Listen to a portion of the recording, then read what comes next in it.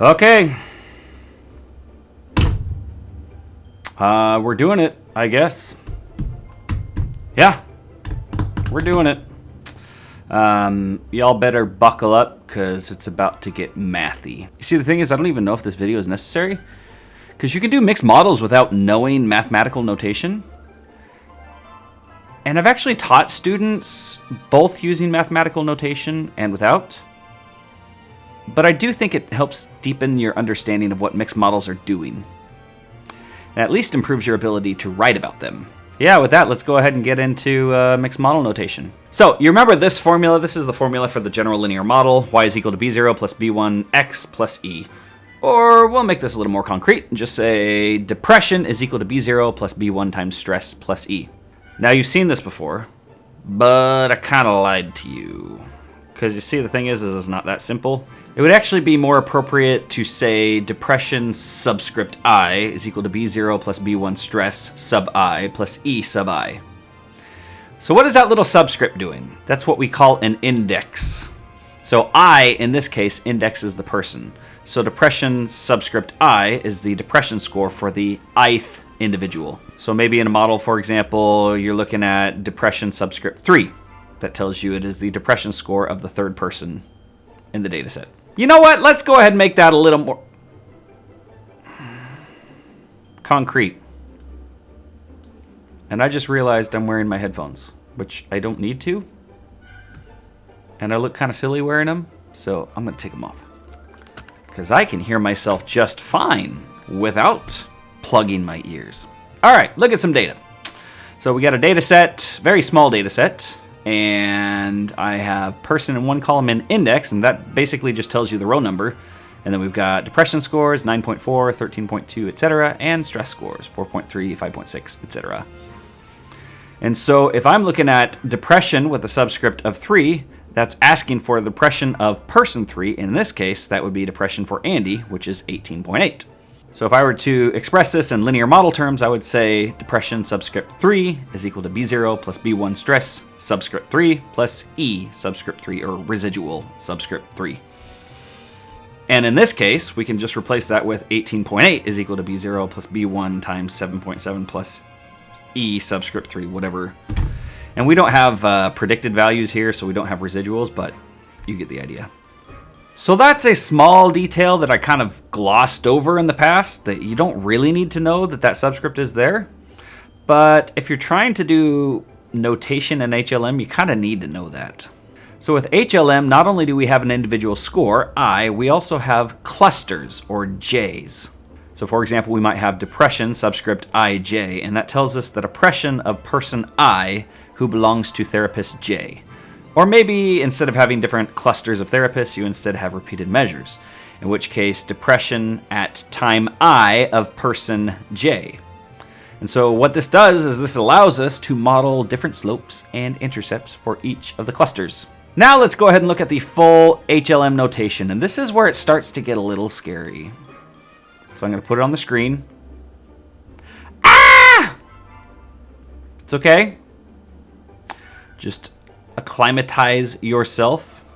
Coming from a psychological bathroom, we would call this... What is that term? We would call it habituation. That's the word. One of the best ways to get rid of a phobia is to habituate somebody to that phobia. So I'm just going to leave this on the screen.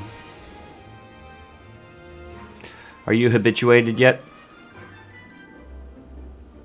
Can you please hurry it up? I would like to be out here by lunchtime. Okay, we habituated?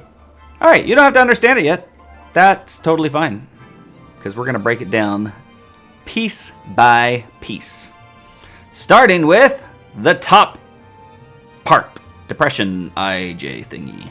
So let's say in this case, we have different clusters instead of repeated measures. So let's say that the I refers to the individual and J refers to the therapist. So when you're looking at depression IJ, that is telling you that depression differs by individuals, I, and by therapists, J. That's all that's saying. Yeah, all it's saying is that depression scores are different across the different individuals and therapists. Simple enough. Now, let's look at the next part. So, B0J. What is that telling you? That is telling you that each cluster, therapist, or J has their own intercept. Y'all with me? So the B0 refers to the intercept, and then the subscript J tells you that each therapist or each cluster has their own intercept, like in this visual example. Notice that these intercepts for the blue line here, the red line here, and the fixed effect, or the black line right here, those are all different. And so when you have a B0J, you're indicating in your model that each therapist or each cluster has their own intercept. All right, we doing okay? You need a break? Maybe do some yoga. Stretch it out a bit. All right, now we get to B1J. And we know in the past that whenever we had a B1, that was referring to a slope. Likewise here. So we have a slope, but there's a subscript J there. So that tells you that each cluster or each therapist also has their own slope. And so notice that this red line has a different slope than this blue line, and they both have different slopes than this black line. That's all that B1J is saying, is every cluster is allowed to have their own slope. Now, let's add the next variable. Stress IJ. What is that telling us? That is telling us that each person I and each cluster J have their own stress scores. And so, for example, this red dot right here is the red dot of individual I from therapist J, where J in this case represents Dr. J, the basketball player. Anybody know who Dr. J is? Who was Dr.? What was his real name? I'm going to look that up. Julius Erving, that's who it was. It's been a while since I've followed old school basketball. All that the stress IJ is telling you is that each individual within each cluster has their own unique stress score.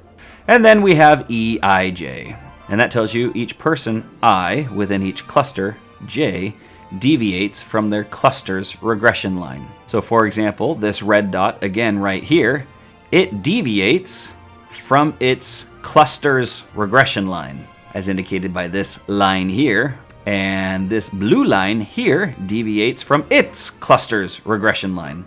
That's what those EIJs are referring to. All right, so putting it all together, that tells us that depression IJ, each individual within each cluster J, has their own depression score, and B0J, each cluster J has their own intercept, and then B1J, each cluster has their own slope, and stress IJ, each individual within each cluster has their own stress score, and EIJ, each individual within each cluster has their own residual from their respective cluster regression line. But now notice we have a second level. In the top line we have B0J, and now we have broken that down into a new level. That's why they call them multi-level models. And so this is telling us that B0J can be broken down into gamma. That's what that funny symbol is called, gamma. It's kind of fun to say, gamma. So yeah, B0J is equal to gamma 00 plus U0J. So overwhelming. So much math. Scary. But let's go ahead and break that down too. B0J. This is the intercept. So what this is telling us is B0J can be broken down into two components. Gamma 00, and what gamma 00 is what we call the grand intercept, or the fixed effect of the intercept. Or it is the intercept of this black line, which is shown right here. And then U0J are the deviation of each cluster's intercept from the fixed effect. So for example, this red line right here has a different intercept than the black line here. And so this residual, represented by this line right here, is U0 sub J, where J is Dr. J here. And then this blue line right here also deviates from that intercept. And so it also has a U0J. And in this case, J is referring to Dr. K. Now let's go ahead and look at the slope. So again, we have B1J. which is the slope for each of the clusters, and that can be broken down into two components.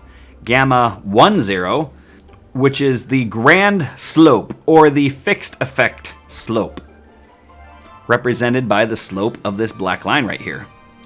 And then U1j is now the deviation of j's slope from the grand slope. Let's just say that the slope of the fixed effect line is 1.2, and the slope of this random effect line is 1.4, then U sub 1j would equal 1.4 minus 1.2, or 0.2. And these are a little harder to visualize. I mean, it's kind of easy to see the differences in the intercepts, but when you're talking about slopes, you have to start thinking about differences of angles. So once we look at all that together, we have this. Depression ij is equal to a different intercept for each cluster, plus a different slope for each cluster, times the different scores for each individual within each cluster, plus the residuals for each individual within each cluster. And then that intercept can be further broken down into a average intercept or a fixed intercept, and then each cluster's deviation from that intercept. And the slope can be broken down into an average or a fixed or a grand intercept, plus the deviations of each individual cluster from that average effect. And so this is something that I really struggled to get used to, as you got so many different types of subscripts. So remember that the first subscript, whether it be a B or a gamma or a U, refers to the parameter position. So we know in regression, B0 always refers to the intercept, B1 is always the first slope, and if we have multiple predictors, B2 is the second slope, B3 is the third slope, etc. It's exactly the same with multi-level models. The first subscript always refers to the type of parameter it is, whether it be an intercept or a slope. The second subscript always refers to the cluster number. And if it's 0, it's the average effect or the fixed effect. So to review, gamma 0, the first 0 refers to the intercept, the second 0 refers to the fact that it is fixed. And likewise, if you see gamma 10, the first parameter is 1, that tells you it's referring to the first slope. The second parameter is 0, which tells you it's referring to the fixed effect. And then also, all the gammas refer to the fixed effects, and all u's refer to deviations from that fixed effect. And then all the b's refer to the individual slopes or intercepts. So, pop quiz! Tell me what each of these refers to. Gamma 00. That is the fixed effect, because it's a gamma, for the 0th parameter, which is the intercept. And 0, the second 0, refers to the fact that it is the fixed effect. So I guess in a way, the second 0 is redundant because the gamma tells you it's the fixed effect, but to be complete, we probably should refer to it as gamma 00. All right, what about B3J? What is that referring to? So B is telling you it's a slope or an intercept. And then the 3 refers to the fact that it is the third slope. So in whatever model you find that in, you have at least 3 predictor variables, and then you have a J, and that refers to the individual cluster. So that is giving you the third slope of the jth cluster, whatever the jth cluster is. That's kind of a tongue twister, jth cluster. Anyway, and then we got U0J. What does that refer to? Again, U's are deviations from the fixed effects. 0 refers to the fact that it is an intercept, and then J refers to the fact that it is the jth cluster's deviation. So taken together, U0J tells you it is the deviation of cluster J from the intercept of the fixed effect. All right, final pop quiz question.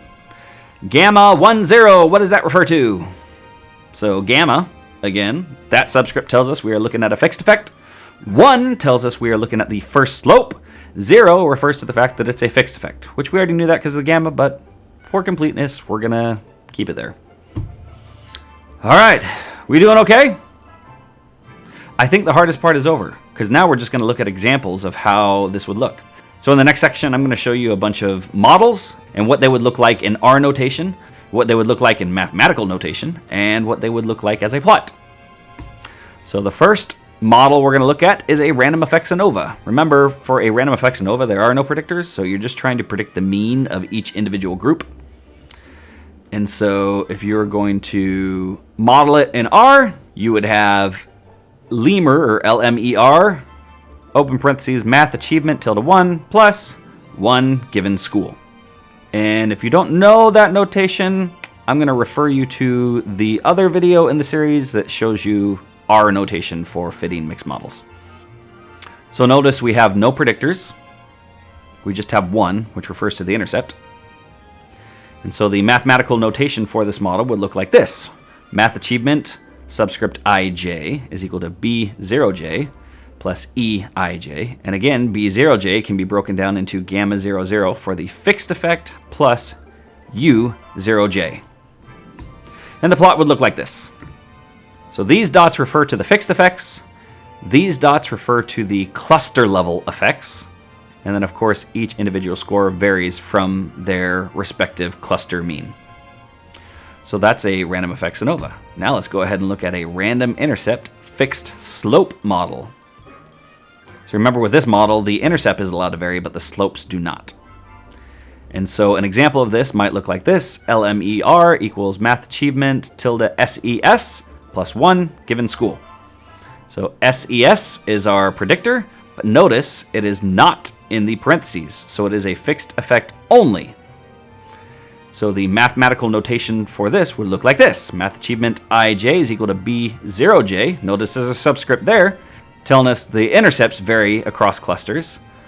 And then we have plus b1, but notice there is no subscript for b1 because we are assuming it is fixed. We are assuming every cluster has the same slope for SES. Plus eij, and then now at the second level, we don't have two components because we're not looking at slope anymore. Instead, we have b0j is equal to gamma 00 plus u0j. So again, that's telling us each individual cluster j can be broken down into a fixed intercept and a deviation from that fixed intercept. And if we were to look at a visual, it would look like this. And notice that every one of those slopes is parallel. Because again, we modeled a fixed slope model, but we allowed the intercepts to vary. So that's why you see differences in their heights or their intercepts. Now let's look at this weird model where you have a random slope and a fixed intercept. Again, this is a weird model. I've never seen in practice where you would actually do this. But if you wanted to do it, here's how you would do it. So the R code would look like this. You've got math achievement tilde SES plus -1. And again, if you're trying to subtract out the intercept, you have to make it explicit. And then plus SES. So notice SES is both in the fixed parameter area as well as in the random parameter area. So we know that SES has a random effect. And our notation looks like this. Math achievement ij is equal to b0. Notice there's no subscript there because we are fixing the intercept. And then we have a b1j times SES. And there is a j there telling us that each cluster has their own slope. And then if we look at the level 2 model, we got b1j, or cluster j's slope can be broken down into a fixed effect, gamma 10, and a deviation from that fixed effect, gamma 1j. And let's look at a visual. And it would look like this. So notice that they all pass through the same intercept, which is located right here, but they have slightly different slopes. And then now let's do a random slope and random intercept model. So the R code would look like this. We've got LMER, math achievement tilde SES plus SES given school. So notice that we have the SES predictor both as a fixed and as a random effect. We don't have ones there, but they are implied. So this is telling us that both the slope and the intercept are going to randomly vary. And here is our mathematical notation. So we've got math achievement ij is equal to b0j. Notice there's a subscript there. So that tells us the intercepts are going to differ across clusters, plus b1j. So that tells us the slopes are also going to differ across clusters, times SES subscript ij plus eij. And if we now look at the level 2 model, we see that b0j, or the intercept for cluster j, is equal to the fixed intercept plus cluster j's deviation from that intercept. And then b1j tells us that we have a fixed slope plus cluster j's deviation from that fixed slope. And if we were to look at a plot of it, it would look like this. How lovely. Notice that the intercepts are not the same.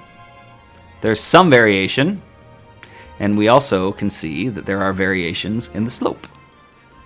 So how'd that go for you? Was that super overwhelming, or did you actually get all like excited and stuff and figure out the math of it? I hope it wasn't too bad for you. And as a reminder, if you are watching this video on my YouTube channel and you want more hand-holding, more guidance, more flair, more pizzazz, more lovely statistical learning and stuff, please visit simplistics.net, where you can sign up for a class with me. And I offer on-demand classes where you can learn at your own pace and have it all laid out for you in a Canvas course, or you can take a live class with me and you could ask me questions and we could work through practice examples together and yeah, just have a fun time hanging out and stuff. So I hope to see you at Simplistics. And yeah, that's all I got to say. Peace out. Boom!